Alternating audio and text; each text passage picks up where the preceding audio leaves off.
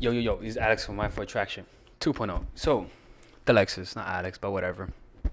In today's video, we're gonna talk about how to stop feeling needy and how to eliminate a codependency. You see, particularly codependency. I'm not gonna go too much into detail because that's a totally different topic. I'll go way in a lot of depth in that video. But in this video, I'm gonna show you how to eliminate the emotion of codependency and neediness. Okay. I've tried a lot of things. Like I've tried a lot of different tactics, not because I was needy, but because I used it for when I couldn't focus. Like when I was a little kid, I used to struggle focusing, and so I had to find ways to relax and focus better.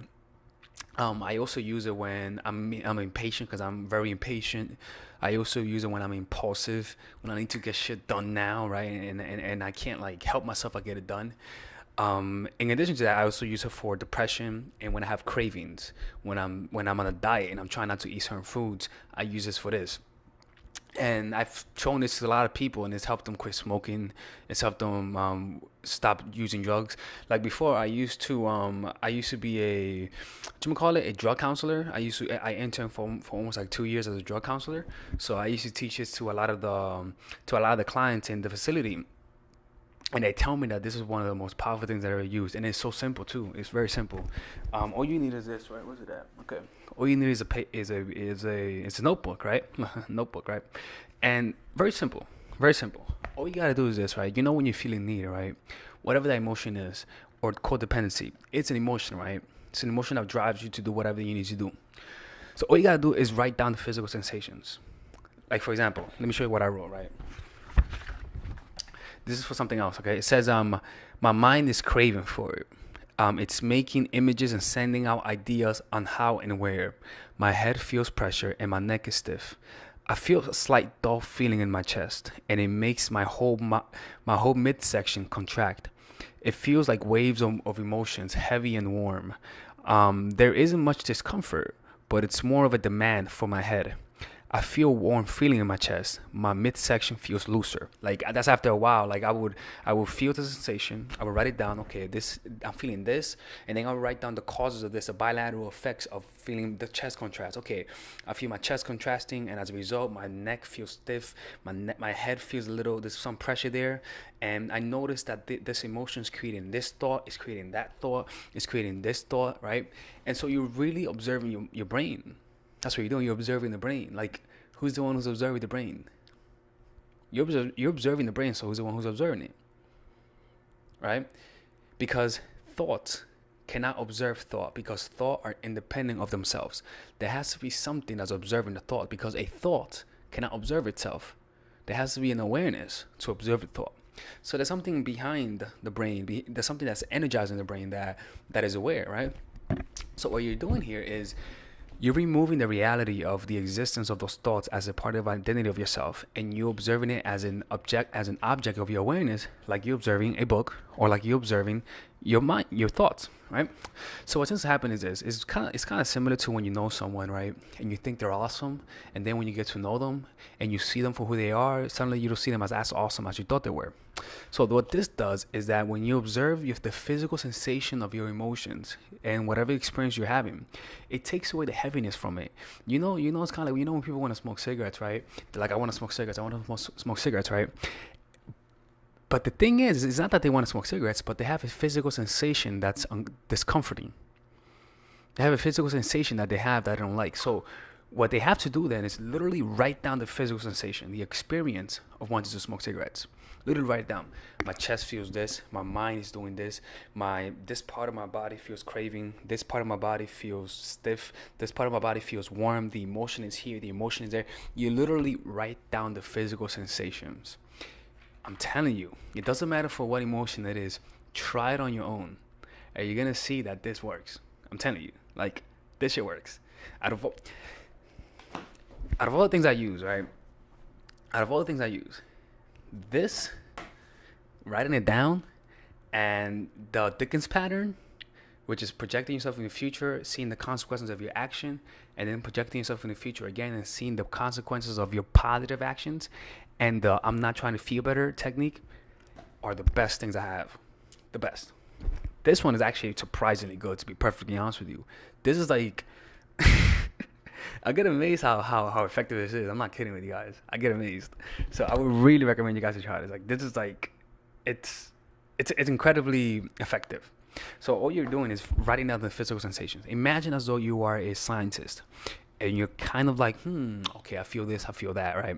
And that's all you're doing.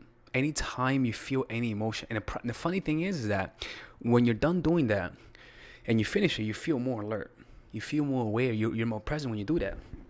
So that you can use that as a way to meditate, you know, like you literally sit down and you write in a meditative way. You slow down the writing, right?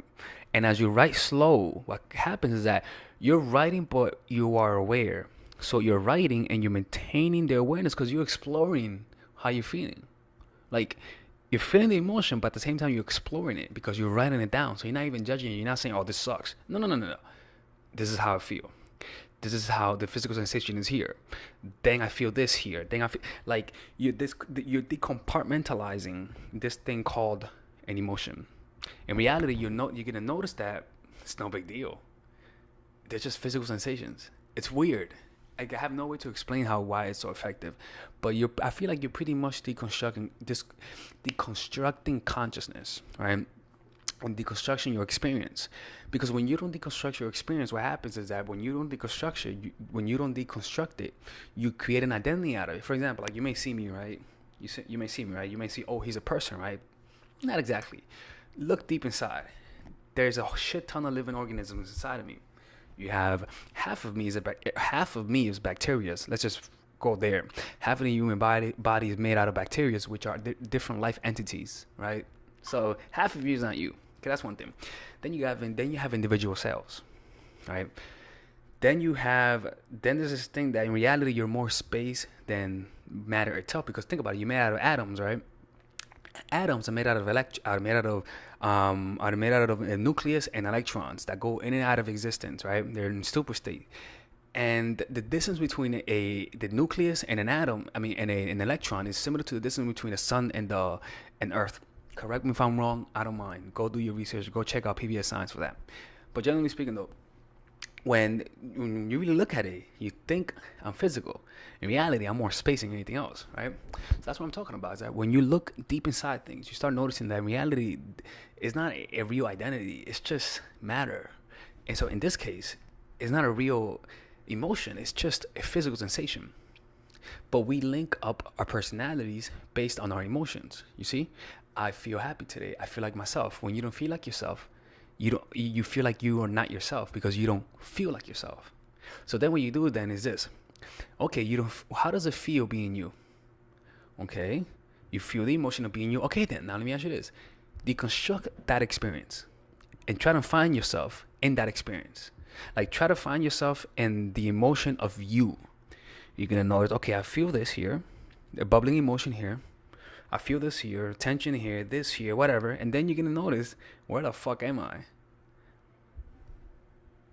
You're not going to find yourself. I swear to God, you're not going to find yourself. And it's at that moment when you become illuminated. You're like, oh, wait a minute. I'm not who I think I am. I'm just the awareness, an empty slate. It's crazy, right? Anyways, this is Alex from mindfulattraction.org.